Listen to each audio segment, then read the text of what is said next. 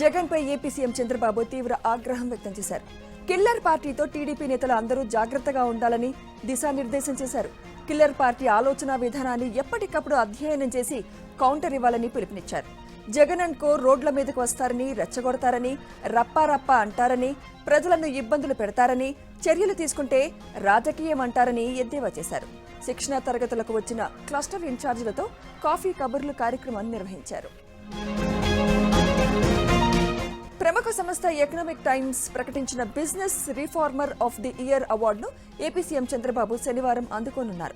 ముంబైలో జరిగే కార్యక్రమంలో ఆ సంస్థ చంద్రబాబుకు ఈ అవార్డును ప్రదానం చేయనుంది. కేంద్ర ఆర్థిక మంత్రి నిర్మలా సీతారామన్, దిగ్గజ పారిశ్రామికవేత్తలు కార్యక్రమంలో పాల్గొంటారు. ఏపీలో speed of doing business, speed of governance అంశాలపై ఈ అవార్డును అందిస్తోంది.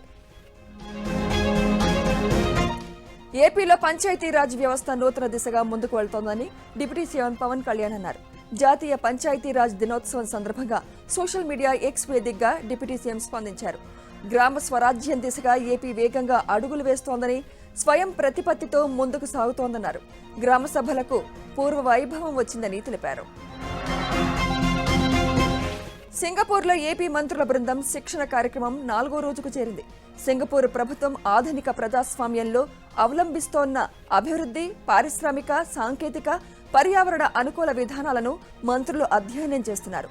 సింగపూర్లోని పరిస్థితులపై మంత్రులకు సింగపూర్ పీఎంఓ సమగ్రంగా వివరించారు. ఈ కార్యక్రమంలో మంత్రులు అచ్చెన్నాయుడు, జనార్దన్ రెడ్డి, అనిత, సత్యకుమార్ యాదవ్, అనగాని పాల్గొన్నారు. జగన్ రాజకీయం చేయాలనుకుంటే ముందు ఇంటిని చక్కబెట్టుకోవాలని ఏపీ మంత్రి గుమ్మడి సంధ్యారాణి అన్నారు. షర్మిల ప్రశ్నలకు జగన్ సమాధానం చెప్పాలన్నారు. ఉత్తరాంధ్ర అభివృద్ధిపై వైసీపీ నేతలకు అసూయ ఎక్కువై కడుపు మంటతో మొసలి కన్నీరు కారుస్తున్నారని ఆగ్రహం వ్యక్తం చేశారు. రాయలసీమకు సీఎం చంద్రబాబు ఏం చేశారన్న వైసీపీ నేత బుగ్గన రాజేంద్రనాథ్ వ్యాఖ్యలకు భూమా అఖిలప్రియ స్ట్రాంగ్ కౌంటర్ ఇచ్చారు. రాయలసీమ ప్రాజెక్టులపై చర్చకు సిద్ధంగా ఉన్నామని, ఏ వైసీపీ నాయకుడైనా సరే చర్చకు రావాలంటూ సవాల్ విసిరారు. ఏపీ డిప్యూటీ స్పీకర్ రఘురామకృష్ణరాజుపై చేసిన అనుచిత వ్యాఖ్యలను ఉపసంహరించుకుంటున్నట్లు టీడీపీ నేత పొత్తూరి వెంకటేశ్వరరాజు తెలిపారు. చేసిన అభివృద్ధి పనులకు బిల్లులు రాలేదన్న కోపంలో అవగాహన రాహిత్యంతో డిప్యూటీ స్పీకర్పై అనాలోచిత వ్యాఖ్యలు చేసి తప్పు చేశారన్నారు. హ్యూమన్ ట్రాఫికింగ్ పై అవగాహన పెంచేందుకు ఏపీ మహిళా కమిషన్ చైర్పర్సన్ రాయపాటి శైలజ కీలక కార్యక్రమాలు చేపడుతున్నారు. ఈ నేపథ్యంలో శైలజ నేతృత్వంలో రైల్వే పోలీసులతో కలిసి విజయవాడలో ప్రత్యేక అవగాహన కార్యక్రమం నిర్వహించడం ప్రాధాన్యత సంతరించుకుంది. ఈ కార్యక్రమం ద్వారా ట్రాఫికింగ్ పై ప్రజల్లో అవగాహన పెంపుతో పాటు గుర్తింపు విధానాలపై కూడా వివరణ ఇచ్చారు. ఏపీ లిక్కర్ స్కామ్లో ఈడీ సోదాలు కొనసాగుతున్నాయి. మద్యం కుంభకోణంలో రాజ్ కసిరెడ్డి తర్వాత కీలక నిందితుడిగా ఉన్న బాలాజీ గోవిందప్ప నివాసంలో ఈడీ అధికారులు సోదాలు చేశారు. ముడుపుల ద్వారా వచ్చిన డబ్బు ఎక్కడికి తరలించారన్న దానిపై అధికారులు ఆరా తీశారు. విలువైన పత్రాలు, కంప్యూటర్ హార్డ్ డిస్క్ స్వాధీనం చేసుకున్నారు. వైసీపీ ఎమ్మెల్సీ అనంతబాబును పోలీసులు అరెస్ట్ చేశారు. రాజమండ్రి జిల్లా కోర్టు దగ్గర అనంతబాబును అరెస్ట్ చేశారు. రాజమండ్రి నుంచి కాకినాడ సర్పవరం పోలీస్ స్టేషన్కు తరలించారు. డ్రైవర్ సుబ్రహ్మణ్యం హత్య కేసులో సాక్షులను ప్రభావితం చేశారన్న ఆరోపణలపై ఎమ్మెల్సీ అనంతబాబును ప్రశ్నించనున్నారు. ఇక శనివారం కాకినాడ కోర్టులో హాజరుపరచనున్నారు. అనంతపురం మాజీ మేయర్ వసీం పదవి పోగానే మతి భ్రమించి మాట్లాడుతున్నారని టీడీపీ నేతలు ఆగ్రహం వ్యక్తం చేశారు. వలపువల కేసులో కీలకంగా వ్యవహరించిన నరేందర్ రెడ్డిపై వైసీపీ జిల్లా అధ్యక్షుడు వెంకటరామరెడ్డికి దగ్గరి బంధువు అన్నారు. టీడీపీపై ఎమ్మెల్యే దగ్గుబాటిపై బురద జల్లేందుకు వైసీపీ బ్యాచ్ ప్రయత్నిస్తోందని మండిపడ్డారు. తెలంగాణ ఆర్టీసీ కార్మికుల యూనియన్లతో మంత్రుల బృందం చర్చల్లో పురోగతి కనిపిస్తోంది. కీలక డిమాండ్స్ కు ప్రభుత్వం నుంచి గ్రీన్ సిగ్నల్ వచ్చినట్లు తెలుస్తోంది. తెలంగాణ సచివాలయంలో డిప్యూటీ సీఎం భట్టి విక్రమార్క అధ్యక్షతన ఆర్టీసీ జేఏసీ నేతలతో మంత్రుల బృందం భేటీ అయింది. ఈ సమావేశంలో మంత్రులు పొన్నం ప్రభాకర్, శ్రీధర్ బాబు, వివేక్, అడ్లూరి లక్ష్మణ్ కుమార్ పాల్గొన్నారు. ఆర్టీసీ కార్మికులతో ప్రభుత్వం చర్చలకు సానుకూలంగా ఉందన్నారు ఎంపీ చామల. రెచ్చగొట్టే ధోరణిలో ఎవరైనా మాట్లాడితే నమ్మొద్దన్నారు. మరోవైపు ఆత్మహత్యలు సమస్యకు పరిష్కారం కాదన్నారు ప్రొఫెసర్ కోదండరాం. ప్రభుత్వం కూడా కార్మికుల సమస్యలపై దృష్టి పెట్టాలన్నారు. ఆర్టీసీ ఉద్యోగులకు ప్రభుత్వం తీవ్ర అన్యాయం చేస్తోందని బీజేపీ రాష్ట్ర అధ్యక్షుడు రామచంద్రరావు విమర్శించారు. చర్చలు జరపకుండా కమిటీల పేరుతో కాలయాపన చేస్తోందని మండిపడ్డారు. కార్మికులెవరూ ఆందోళన చెందవద్దని బీజేపీ రాష్ట్ర అధ్యక్షుడు రామచంద్ర అన్నారు. కాళేశ్వరం ప్రాజెక్టు విషయంలో హైకోర్టు ఇచ్చిన తీర్పు ప్రభుత్వానికి గట్టి హెచ్చరిక వంటిదని బీఆర్ఎస్ ఎమ్మెల్యే సబితారెడ్డి అన్నారు. ప్రభుత్వం అధికార అహంకారం, రాజకీయ ప్రతీకారంతో లేనిపోని కేసులు పెడుతున్నదని, అలాంటి కేసుల విషయంలో కోర్టులు సరైన న్యాయం చేస్తాయనే నమ్మకం హైకోర్టు తీర్పుతో స్పష్టమైందని అన్నారు. తెలంగాణ రాజకీయాల్లో కవిత కొత్త పార్టీపై చర్చ జరుగుతోంది. మేడ్చల్లో శనివారం జరగనున్న సభలో పార్టీ పేరు, గుర్తు, అజెండాను కవిత ప్రకటించనున్నారు. తెలంగాణ ప్రజా జాగృతి లేదా తెలంగాణ ప్రజా వికాస్ సమితి పేరును పార్టీకి పెడతారన్న ప్రచారం జరుగుతోంది. మరోవైపు పార్టీ గుర్తుగా ధర్మగంట కోసం ఈసీకి కవిత దరఖాస్తు చేసుకున్నారు. మునిరాబాద్లో కవిత పార్టీ ఆవిర్భావ సభ ఏర్పాట్లు జరుగుతున్నాయి. తాను బీజేపీలో చేరడం లేదని మల్లారెడ్డి కోడలు ప్రీతిరెడ్డి క్లారిటీ ఇచ్చారు. సామూహిక వందే మాతర గీతాలాపన కార్యక్రమం కోసం ప్రధాని మోదీని ఆహ్వానించామని చెప్పారు. అందులో భాగంగానే బీజేపీ నేతలను కూడా కలుస్తున్నామన్నారు. హైదరాబాద్ జూబ్లీ హిల్స్ లో కేంద్ర మంత్రి కిషన్ రెడ్డి పర్యటించారు. రహమత్ నగర్ లో నూతనంగా నిర్మించిన పవర్ బోర్ వెల్స్ ను ప్రారంభించారు. వేసవిలో నీటి ఎద్దడిని దృష్టిలో ఉంచుకుని ప్రజల తాగునీటి అవసరాలను తీర్చడానికి ఈ చర్యలు తీసుకున్నామని కిషన్ రెడ్డి తెలిపారు. స్థానికంగా ఉన్న బస్తీల్లో ట్యాంకర్లు వెళ్లడం కష్టమైన చోట ఇలాంటి పవర్ బోర్లు ప్రజలకు ఎంతో ఊరటనిస్తాయని తెలిపారు.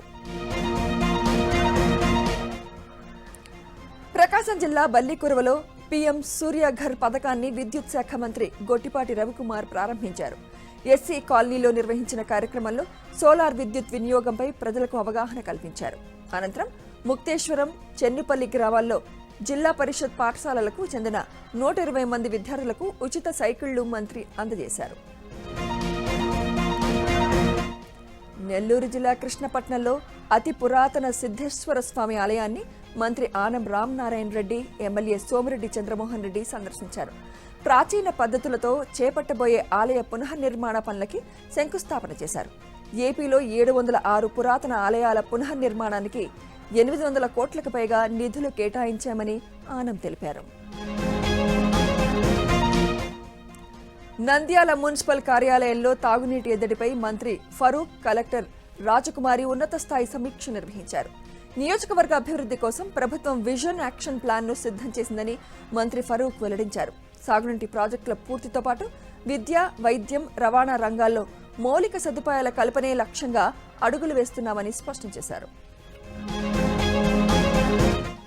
విశాఖ గోపాలపట్నం హైస్కూల్లో ఏపీ స్కిల్ డెవలప్మెంట్ కార్పొరేషన్ ఆధ్వర్యంలో మెగా జాబ్ మేళాను నిర్వహించారు. ఈ కార్యక్రమాన్ని జిల్లా కలెక్టర్తో కలిసి ఎమ్మెల్యే గణబాబు ప్రారంభించారు. మెగా జాబ్ మేళాలో 2000 మంది యువత పాల్గొన్నారు. ఉపాధి పొందిన వారికి నియామక పత్రాలను వారికి అందజేశారు.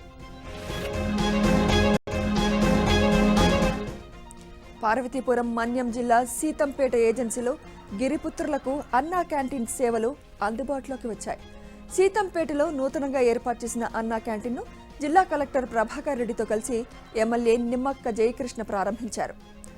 నియోజకవర్గ కేంద్రాల్లోనే కాకుండా మారుమూల గిరిజన ప్రాంతాల్లోనూ అన్నా క్యాంటీన్లు ఏర్పాటు చేయడంపై గిరిజనులు ఆనందం వ్యక్తం చేశారు. విజయవాడలోని సేల్స్ ట్యాక్స్ అసిస్టెంట్ కమిషనర్ కార్యాలయంలో ఏసీబీ అధికారులు సోదాలు నిర్వహించారు.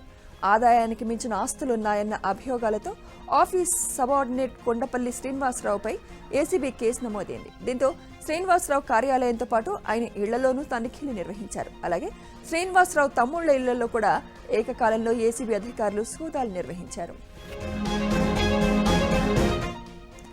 ఏపీలో పెట్రోల్, డీజిల్ కొరత ఏర్పడింది. కర్నూలు జిల్లాలో ఇంధనం దొరకక వాహనదారులు ఇబ్బందులు ఎదుర్కొంటున్నారు. మండు టెండలలో పెట్రోల్ బంకుల దగ్గర పడిగాపులు కాస్తున్నారు. కోడుమూరులో 5 పెట్రోల్ బంకులుండగా 4 పెట్రోల్ బంకుల్లో స్టాక్ లేకపోవడంతో మూసివేశారు. దీంతో మిగిలిన 1 పెట్రోల్ బంక్ దగ్గర విపరీతమైన రద్దీ ఏర్పడింది. మరోవైపు నంద్యాలలో స్టాక్ లేదంటూ పెట్రోల్ బంకుల్ని మూసివేయడంతో వాహనదారులు తీవ్ర ఇబ్బందులు ఎదుర్కొంటున్నారు. పశ్చిమ గోదావరి జిల్లాలో పలుచోట్ల పెట్రోల్ బంకుల దగ్గర నో స్టాక్ బోర్డులు ప్రత్యక్షమయ్యాయి. 2 రోజులుగా చాలా పెట్రోల్ బంకుల్లో డీజిల్ స్టాక్ అయిపోయింది.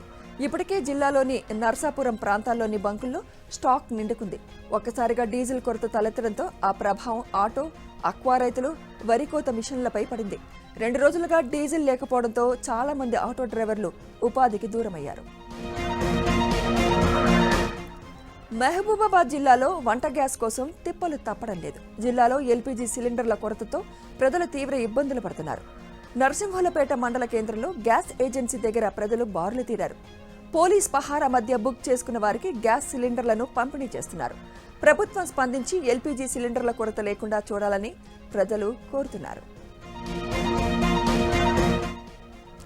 పంజాగుట్ట పిఎస్లో న్యాయవాది సుబ్బారావుకు బ్రీత్ అనలైజర్ టెస్ట్ వ్యవహారంపై హైకోర్టులో విచారణ జరిగింది. కౌంటర్ దాఖలు చేయకపోవడంపై హైకోర్టు సీరియస్ అయింది. పంజాగుట్ట సీఐ రామకృష్ణపై ఆగ్రహం వ్యక్తం చేసింది. పోలీస్ స్టేషన్లో సీసీ ఫుటేజ్ భద్రపరిచారా అని న్యాయస్థానం ప్రశ్నించింది. పోలీసులు, అడ్వకేట్లు కలిసి పనిచేయాలని, స్వేచ్ఛకు భంగం కలిగించే చర్యలు సరికాదని హైకోర్టు సూచించింది. హైదరాబాద్లో కల్తీ టీ పౌడర్ తయారీ ముఠా గుట్టురట్టైంది. హెచ్ఫాస్ట్ పోలీసులు ఏకకాలంలో 15 చోట్ల సోదాలు చేశారు. బెల్లంతో పాటు సింథటిక్ కలర్లు కలిపి టీ పౌడర్ తయారు చేస్తున్నట్టు గుర్తించారు. నకిలీ టీ పౌడర్ను బ్రాండెడ్ టీ పౌడర్ ప్యాకెట్లలో రీప్యాకింగ్ చేస్తున్నట్లు తేల్చారు. పోలీసుల సోదాల్లో 3000 కిలోల కల్తీ టీ పౌడర్, 100 కిలోల బెల్లం స్వాధీనం చేసుకున్నారు. 10 మందిపై కేసు నమోదు చేశారు పోలీసులు. సంగారెడ్డి జిల్లా అమీన్పూర్లో అక్రమ నిర్మాణాలను అధికారులు కూల్చివేశారు. ప్రభుత్వ భూమిలో రేకుల షెడ్లను నిర్మించిన నిర్మాణాలను మున్సిపల్, రెవెన్యూ అధికారులు నేలమట్టం చేశారు. ప్రభుత్వ భూముల్లో అక్రమంగా నిర్మాణాలు చేపడితే చట్టపరమైన చర్యలు తీసుకుంటామని హెచ్చరించారు. మంచిర్యాల జిల్లాలో ఓ రియల్ ఎస్టేట్ వెంచర్ నిర్మాణాలను బాధితులు కూల్చేశారు. సురారంలో రియల్ ఎస్టేట్ వ్యాపారులు 3 ఎకరాల వెంచర్లో 53 ప్లాట్లు వేసి అమ్మకాలు జరిపారు. వ్యాపారంలో ఒక భాగస్వామి వెంచర్లో రహదారుల కోసం తీసిన ఎకరం భూమిని మరో వ్యక్తికి విక్రయించి చుట్టూ గోడ నిర్మాణం నిర్మించాడు. దీంతో 30 మంది బాధితులు తమను మోసం చేస్తున్నారన్న ఆగ్రహంతో గోడలను కూల్చివేశారు. విశాఖలో ఏయూ సెంటినరీ సెలబ్రేషన్స్ లో భాగంగా ఆర్కే బీచ్ లో శతాబ్ది వాక్ నిర్వహించారు. వనితా వేవ్ పేరుతో కార్యక్రమం నిర్వహించారు. బీచ్ రోడ్ లో ఉన్న కాళీమాత టెంపుల్ నుంచి ఏయూ కన్వెన్షన్ వరకు శతాబ్ది వాక్ జరిగింది. ఈ కార్యక్రమంలో Visakha MP Sribharat, AU VC Rajasekhar, విద్యార్థులు పెద్ద ఎత్తున పాల్గొన్నారు. శ్రీ సత్యసాయి జిల్లా పుట్టపర్తి ప్రశాంతి నిలయంలో ప్రతి ఏటా నిర్వహించే సత్యసాయి బాబా ఆరాధన ఉత్సవాల కార్యక్రమం ఘనంగా జరిగింది. ముందుగా సత్యసాయి బాబా చిత్రపటానికి ట్రస్ట్ సభ్యులు జ్యోతి ప్రజ్వలన చేసి ఆరాధన ఉత్సవాలకు దేశం నలుమూల నుంచి సాయి భక్తులు భారీగా తరలివచ్చారు. ఆలయ ప్రాంగణం సాయి భక్తులతో కిటకిటలాడిపోయింది. టీటీడీ బోర్డు మాజీ సభ్యుడు శశిధర్ సతీమణి మహదేవమ్మ తిరుమల శ్రీవారికి 1.5 కోట్ల విలువైన బంగారాన్ని విరాళంగా ఇచ్చారు. ఉత్సవ మూర్తులకు అలంకరించేందుకు కిలో బరువు ఉన్న 7 బంగారు పతకాలను రంగనాయకుల మండపంలో టీటీడీ అధికారులకు అందజేశారు. అన్నమయ్య జిల్లా మదనపల్లి ప్రభుత్వ ఆసుపత్రిలో ఎలుకలు హడలెత్తించాయి. ఆపరేషన్ థియేటర్ పక్కనే ఉన్న ఐసీయూ వార్డులో ఎలుకలను చూసి రోగులు, వారి సహాయకులు భయపడిపోయారు. ప్రభుత్వ ఆసుపత్రిలో సౌకర్యాలను మెరుగుపరచాలని స్థానికులు డిమాండ్ చేస్తున్నారు. బస్సు ఆపలేదనే కారణంతో ఆర్టీసీ డ్రైవర్ను ఓ మహిళ చెప్పుతో కొట్టిన ఘటన కృష్ణా జిల్లా మోపిదేవిలో జరిగింది. విజయవాడ వెళ్తున్న ఆర్టీసీ బస్సును పులిగడ్డ వంతెనపై మహిళ ఆపింది. ఆపకుండా డ్రైవర్ వెళ్లడంతో ఆగ్రహించిన మహిళ బస్సును వెంబడించింది. మోపిదేవి దగ్గర బస్సు ఎక్కి డ్రైవర్ను చెప్పుతో కొట్టింది. దీంతో కాసేపు ఇద్దరి మధ్య వాగ్వాదం తలెత్తింది. తోటి ఆర్టీసీ ఉద్యోగుల జోక్యంతో వివాదం సద్దుమణిగింది. అనంతపురం వలపులవల కేసులో నిందితులకు కోర్టు 14 రోజుల రిమాండ్ విధించింది. వైద్య పరీక్షల తర్వాత 4 మహిళలతో పాటు రబ్బర్ రాజేష్ చౌదరిని కోర్టులో హాజరుపరిచారు. వారికి కోర్టు రిమాండ్ విధించింది. 1,20 లక్షల రూపాయల వరకు ముఠా వసూళ్లకు పాల్పడగా 13 లక్షలను ఇప్పటికే పోలీసులు రికవరీ చేశారు. ఉమ్మడి నెల్లూరు జిల్లా పెళ్లికూరు మండలం తాళాయిపాడు దగ్గర రోడ్డు ప్రమాదం జరిగింది. జాతీయ రహదారిపై ఆగి ఉన్న లారీని వెనక వైపు నుంచి ప్రైవేట్ ట్రావెల్స్ బస్సు ఢీకొట్టింది. ఈ ప్రమాదంలో ఒక ప్రయాణికుడు మృతి చెందగా పలువురికి గాయాలయ్యాయి. 36 మంది ప్రయాణికులతో బెంగళూరు నుంచి నెల్లూరుకు వెళ్తుండగా ఈ ప్రమాదం జరిగింది. ఘటనా స్థలానికి చేరుకున్న పోలీసులు మృతదేహాన్ని ప్రభుత్వ వైద్యశాలకు చెక్ బౌన్స్ కేసులో బీజేపీ నేత సుమతి సురతాని అరెస్ట్ అయ్యారు. అనంతపురం కోర్టు సుమతికి 14 రోజుల రిమాండ్ విధించింది. ఫైనాన్షియర్ల నుంచి పెద్ద మొత్తంలో డబ్బులు తీసుకుని తిరిగి చెల్లించలేదని ఆరోపణలున్నాయి. 100 కోట్ల రూపాయల వరకు ఫైనాన్షియర్లకు టోకరా పెట్టినట్లు ఏపీతో పాటు కర్ణాటక, కేరళ, నోయిడా, ముంబైలో కేసులు నమోదయ్యాయి. ఆప్ అధినేత కేజ్రీవాల్ కు ఎదురుదెబ్బ తగిలింది. ఆమ్ ఆద్మీ పార్టీకి తనతో పాటు 6 రాజ్యసభ సభ్యులు రాజీనామా చేస్తున్నట్లు రాఘవ్ చెద్దా ప్రకటించారు. తనతో పాటు స్వాతి మలివాల్, హర్భజన్ సింగ్, సందీప్ పాఠక్, అశోక్ మిట్టల్, రాజేందర్ గుప్తా, విక్రమ్ సాహ్నితో కలిసి బీజేపీలో చేరినట్లు తెలిపారు. ఆప్కు రాజీనామా చేయడంతో పాటు విలీనానికి ప్రక్రియకు సంబంధించి పత్రాలను రాజ్యసభ చైర్మన్లకు అందించినట్లు రాఘవ్ చెద్దా తెలిపారు. రాఘవ్ చెద్దా ప్రకటనపై ఆప్ నేతలు మండిపడుతున్నారు. ఆప్లో చీలికలు తెచ్చేందుకు బీజేపీ ప్రయత్నిస్తోందని ఆప్ ఎంపీ సంజయ్ సింగ్ ఆరోపిస్తున్నారు. 7 ఎంపీలను తీసుకువస్తే కేంద్ర మంత్రిని చేస్తామని రాఘవ్ చెద్దాకు అమిత్ షా ఆఫర్ చేశారనే సమాచారం తన వద్ద ఉందన్నారు. తమిళనాడులో అసెంబ్లీ ఎన్నికలు ప్రశాంతంగా జరిగాయి. భారీ స్థాయిలో పోలింగ్ జరిగింది. వచ్చే నెల 4న జరిగే కౌంటింగ్ కోసం అధికారులు సర్వం సిద్ధం చేస్తున్నారు. భారీ భద్రత మధ్య ఈవీఎంలను స్ట్రాంగ్ రూమ్లో భద్రపరిచారు. పశ్చిమ బెంగాల్లో జరిగిన తొలి దశ ఎన్నికల్లో రికార్డు స్థాయిలో పోలింగ్ నమోదైంది. దీనిపై కేంద్ర హోంమంత్రి అమిత్ షా స్పందిస్తూ ప్రజలు మార్పు కోరుకుంటున్నారని, దీంతో స్పష్టమైందన్నారు. ఇక దీదీ దిగిపోయే సమయం ఆసన్నమైందన్నారు. కోల్కతాలో జరిగిన సమావేశంలో అమిత్ షా వ్యాఖ్యలు చేశారు. తొలి దశలో భాగంగా 152 సీట్లకు పోలింగ్ జరగ అందులో 110కి పైగా స్థానాల్లో బీజేపీ విజయం సాధిస్తుందని కేంద్ర మంత్రి ధీమా వ్యక్తం చేశారు. ఐపీఎల్ 2026లో వరుస పరాజయాలతో పీకల్లోతు కష్టాల్లో ఉన్న ముంబై ఇండియన్స్ ఓ వివాదంలో చిక్కుకుంది. గురువారం చెన్నై సూపర్ కింగ్స్తో జరిగిన మ్యాచ్లో ఎంఐ కంకషన్ దుర్వినియోగానికి పాల్పడిందంటూ సోషల్ మీడియాలో విమర్శలు వచ్చాయి. దీనిపై ఆ జట్టు ప్రధాన కోచ్ మహేల్ జయవర్ధనే స్పందించాడు. క్యాచ్ పట్టేటప్పుడు శాంట్నర్ తల మొదట నేలను తాకింది, మెడ కూడా తగిలింది. తర్వాత భుజంపై ఒత్తిడి పడ్డంతో గాయమైంది. దీంతో మైదానాన్ని వీడాల్సి వచ్చిందని తెలిపారు. త్వరగా కోలుకొని వస్తాడని ఆశిస్తున్నామని జయవర్ధనే వెల్లడించారు.